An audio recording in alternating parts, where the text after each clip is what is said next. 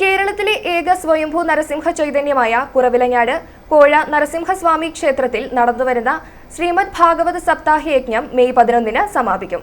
സപ്താഹയജ്ഞ സമർപ്പണ ദിനമായ ശനിയാഴ്ച കൽക്കി അവതാര നിർമ്മാല്യ ദർശനം, പ്രസന്ന പൂജ, ഭാഗവത സമർപ്പണം, ആചാര്യ ദക്ഷിണ, പ്രസാദ വിതരണം, നാരായണീയ പാരായണം, പ്രസാദമൂട്ട്, ദശാവതാരം ചാർത്ത്, വിശ്വരൂപ ദർശനം, കഥകളി, കീചകവധം എന്നിവ നടന്നു.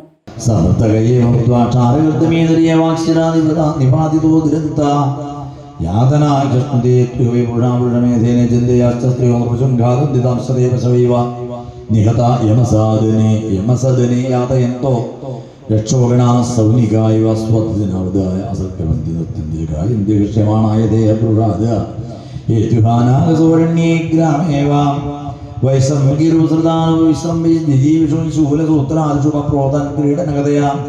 ഞായറാഴ്ച നരസിംഹ ജയന്തി ദിനത്തിൽ ലക്ഷ്മി നരസിംഹ പൂജ, പുലർച്ചെ 5:30 വിശ്വരൂപം നിർമ്മാല്യ ദർശനം, 7 മുതൽ കദളിക്കുല സമർപ്പണം, 7:15 പഞ്ചരത്ന കീർത്തനാലാപനം, രാവിലെ 9 മുതൽ കോഴിക്കോട് പ്രശാന്ത് വർമ്മയുടെ മാനസ ജപലഹരി എന്നിവ നടക്കും.